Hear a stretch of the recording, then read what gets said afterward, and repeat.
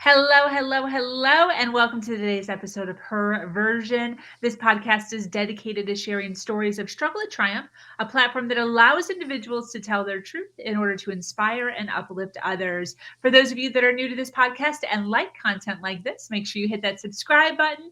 Make sure you follow, like, and share. I am your host, Sabrina Victoria. Let's jump right in.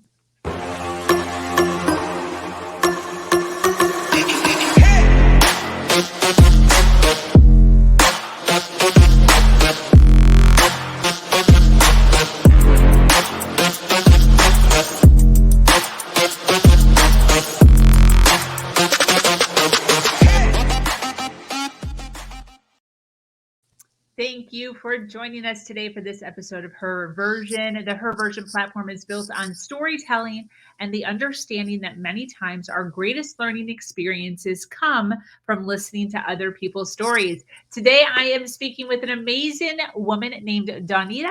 Dawnita is an amazing author and here today to share a story of teen pregnancy, enduring abuse, and how she came to create a relationship with God.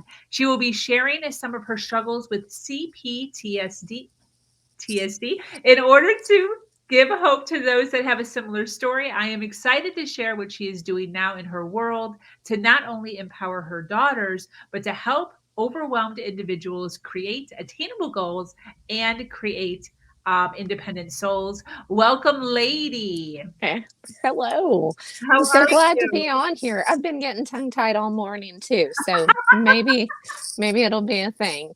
But I just realized one of the things that I do with names that I'm uncertain of is I always ask preemptively, is this how you say your name? Because some people have different, like it's not always. and mine gets pronounced this way a lot. Or different ways. So Dawnita, it's Done. dawn as in the morning, and then the Ida on the end. Beautiful. Yeah. My mom was a hippie, so some of my friends had much more interesting names. I'm pretty happy with mine. That's awesome. You know what's so funny about that is my fiance, his dad was Dan, Dan, and they had 8 children. And they decided all 8 children were going to have Dan in the beginning of all their names. So it's Dane, Dawnita, Dan, Okay. and the whole slew of them. I don't even know Mhm. all of them. I've known them for 4 years now, and I still don't know all of them because they're so similar. They're just so similar. I kept going through all the names with ours because it's Catherine, Kristen, Chloe, Kylie, and I'm like, oh no, forget this. And then we have Luke and Leanna. So I'm like, I couldn't get the right one. Did you do that on purpose? Well, I did the Catherine Christie. Yeah, I was trying to do, kind of the K sound at the beginning, and then I kind of decided, oh, maybe that's not such a good. Did you start to get tongue-tied at the house? I get tongue tied all the time anyway, so I was just asking for it whenever I did that. That's great. I just have the one. His name is Elijah. Oh, I love that. I Yeah, love that. I like it. He likes his name, which is cool. That is cool. Not everybody appreciates their own name, so he I didn't for a long time. I really didn't for a long time. It's different. I like it, but it's like a subtle different. It's not so in your face, you know. So Yeah. Yeah. So where are you from? Tell us where you're from. I am out here in Northwest Oklahoma. So whenever I start my podcast, I always tell people, if you hear birds in the background, my husband on the tractor, the children playing with the dogs, this is real life on the prairie here. We have the winds blowing like a banshee right now. So that's pretty great. But yeah, we're out here. I was raised in the Panhandle, and we're right next to the Panhandle of Oklahoma. It's kind of a different country out here. Oklahoma doesn't like to own us some of the time, and Texas doesn't really want us, and Kansas doesn't really want us, so we're just kind of out here. Great. That's great. So awesome. Well, thank you so much for taking some time out of your day. I appreciate you settling down with me and, taking an hour or so to kind of hang out, tell your journey, give us some little nuggets of inspiration that you have going on over there in your world. Um, I appreciate women like you who understand the mission that I'm trying to do here and are willing to, take some time to sit with me. So, I heal a little bit every time I share my story. If yeah. that can be an encouragement to somebody else to go ahead and share theirs, then, please do. Because Yes, every single time I share my story, I heal just a little bit more. And it yes, hurts, but it's good, you know? yes. And I totally can relate to that as far as it gets, and as it starts to get easier to tell it, um, yeah, you do start to heal. That's interesting. I never really thought of it that way. Look at that. We're already learning stuff. We are. We are. 5 minutes in. Well, listen, I would love to kind of give you the floor for a few minutes just so that you can kind of give us an overview of, who you are, where you're from, a little bit of your backstory up until present. And then we'll kind of, dig in and through the next few questions or so and let you kind of unravel some more of that. Is that cool? Yeah. Yeah, that works. Cool. Well, I was a teen pregnancy. My mother was 15 when she got pregnant with me, and her and my dad did get married briefly, but then she left and just kind of abandoned us whenever I was a baby. My dad was abusive in every possible way. I wasn't raised in the church at all, and I've come to be grateful for that in the long run. But I would get to go to a vacation Bible school every once in a while, and whenever I was really little, because I was on the front row, I remember the message. It's the same message that I've given my children, and I asked Jesus into my heart because I didn't think I would live to grow up. So yeah, people kind of think about that, but I wanted to know I was going to heaven. It sounded good to me at that time. I was only about 5 or 6, but I really didn't think that I would live to grow up. And so I'm going to be 50 this year. So I'm excited about that. That's a really happy thing. I never thought I'd make it. So I met my mother when I was 8 years old. And the situation with my dad was to a point that I needed out of that situation. And so I kept after him, wanting to move in with her. Finally, whenever I was 10, I was kind of scrapper in school. But whenever I was 10, I started getting into fights with the boys. And so he's like, I don't know what to do with this child, and finally let me go. My mother was a drug addict, an alcoholic. She did not physically abuse me. She was amazing woman. She was the first woman to work hard labor on the railroad in Oklahoma. She was almost 6 foot tall. She was very strong. She drove heavy equipment, broke horses, and just very inspiring. But there's generations of abuse, and she just kept going from abusive situation to abusive situation. Wow. At one point in time when I was 11, she was raped in the next room to me. Just lots there. She was very angry a lot. With the drugs and the alcohol, there's just, and then abusive partners, there's just so much going on there. And it was her, she was dealing with life the best she could. So, I just kind of say that, guys, no matter how bad your mom is or how bad you feel like you are as a mom, the kids can still turn out okay. So have some encouragement there. We moved around a lot, and I finally ended up living with my grandparents my senior year, moving back out here to Northwest Oklahoma. And I was kind of a downcast in the community because having been a teen pregnancy and kind of the trailer trash mentality, I wasn't supposed to excel. according to the community. You know, I wasn't one of the popular kids. I wasn't kids of one of the hierarchy of the community or anything. So it was really frustrating to a lot of people that I'm very artistic. I aced trigonometry in school.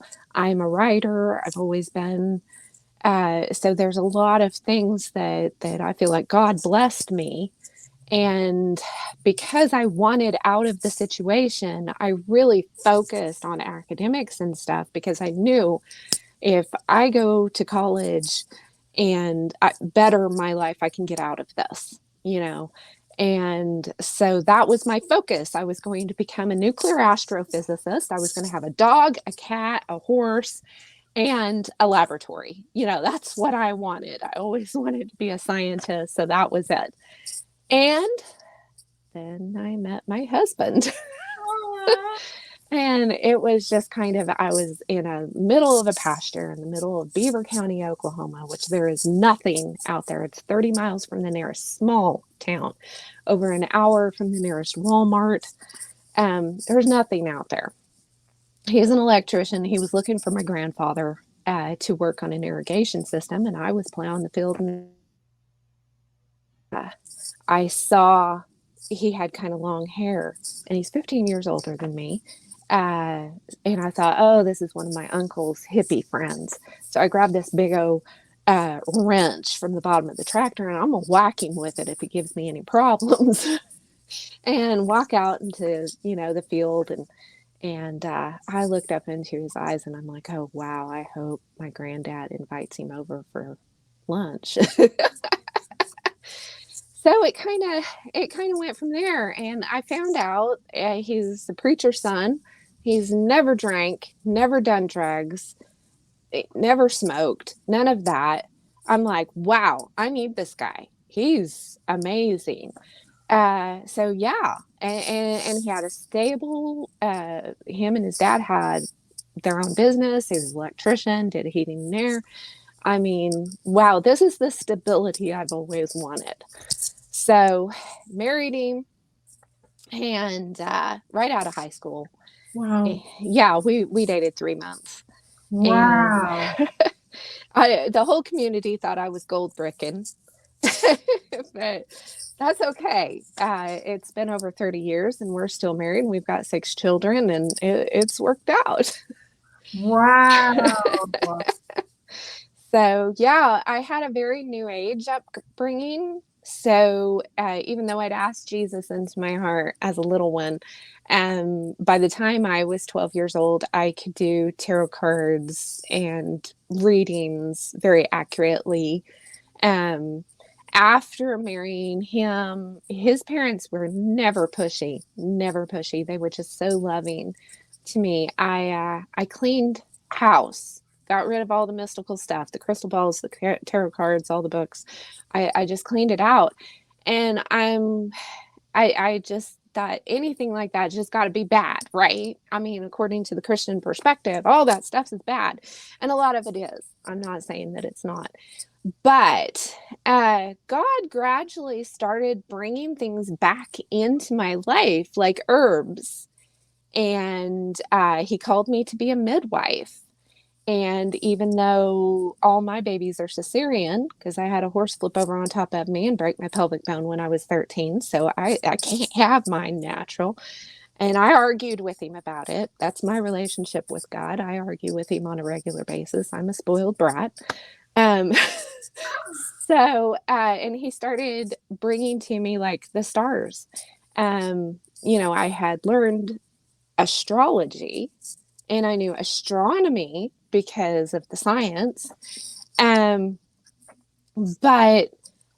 I began to find out that God had a purpose for those that a lot of Christians don't see and don't want to go there because it's too close to something that they think is wrong. And so in order to make a good excuse out of the research that I wanted to do, I made it a homeschool thing. We've homeschooled our children from the beginning. So we scrapbooked our way through the constellations. And by the time we got done, I had friends begging, please put this into a curriculum and publish it. This is great stuff. And so I did.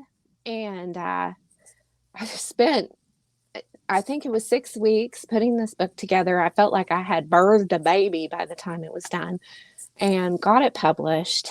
And after the fact, my husband was like, I wish you had done this sooner, because the children need to see you succeed. Wow. And it hit me hard because I had been diminishing my abilities in order to encourage them. And our oldest two are girls. Uh-huh. And so it was very important to me not to be competitive in any way or intimidating in any way to what they could accomplish in their lives. So it was constantly encouraging them.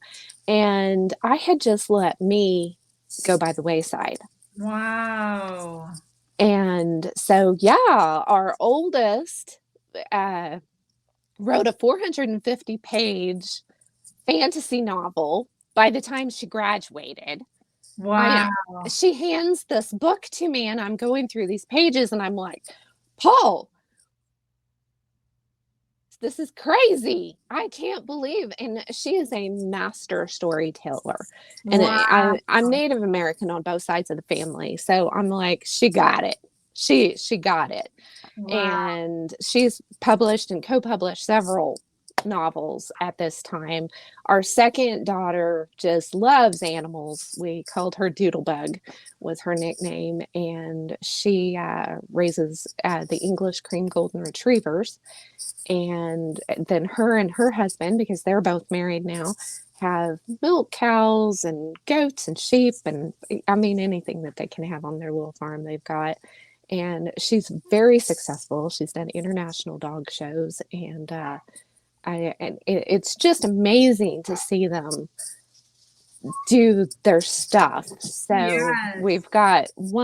I've got 4 girls out of the 6 children, and one raises bunny and does bunny shows, and she has crafts that she does, and she's got her own little business.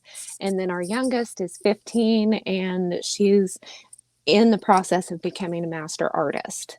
So, I'm very proud of them, but I have to go back to that Paul telling me, I wish you had done this earlier. Wow. Wow. That's powerful. There's a lot there to it. There's a lot there. I love that he was aware enough of that for you, because that's not always the case.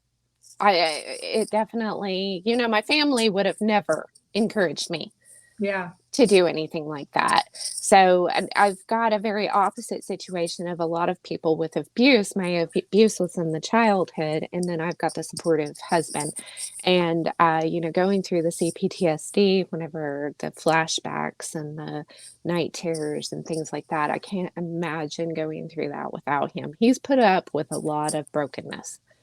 There's just a lot of brokenness there. So, he's a big support in my life. That's awesome. And you guys have been married for over 30 years. Yes. Wow. That's so cool. That's so cool. Before we go on, I think your mic is hitting your lapel, and it's kind of like making a sound every once in a while. So maybe just be aware of that. I want to ask, you kind of touched on CPTSD, and I don't want to assume anything, but I want to ask, what was your greatest challenge throughout this journey that you've been on, and what did you learn from that challenge? Well, not knowing what it is. I mean, my dad's a gaslighter. So it was constantly trying to convince me that I was crazy. I own my crazy now. But, I constantly just thought I was crazy. I was nuts. What is this? What, what, what's wrong with me was my constant. There's something wrong with me. What's wrong with me? And my mother finally got her out of her abuse. Well, the last man abuse anyway that she had, and got her up here for the last 5 years of her life. And it was difficult, but it was good. I'm glad that we had that. And she passed away at the end of 2015. And I didn't know how I was going to handle that because our relationship was not a mother daughter relationship. It was more like I was the mom and she was the child most of the time. And so I just didn't know how I would handle that. So I got a counselor to, I'm like, I just don't know how I'm going to handle this. I don't know what to do with myself. And so can I just do this? And there wasn't really anybody here that I knew of that I would trust close. So it was over the phone with somebody that was further away. And she really started me on a journey. She introduced me to Dr. Caroline Leaf's work, which made a huge impact. And I realized then, found out what CPTSD is, and how the brain is wired, and how you can actually rewire your brain. So we did that for a year, and I talked to her once a week for a year, went through a lot because healing hurts and it digs things up. In the process, in 2017 was the real big thing. So I had been going through that. And then at the beginning of 2017, we had a huge ice storm out here. Oh. And then in January, and then in the beginning of March, it got really hot, really dry, really fast, and we started having fires.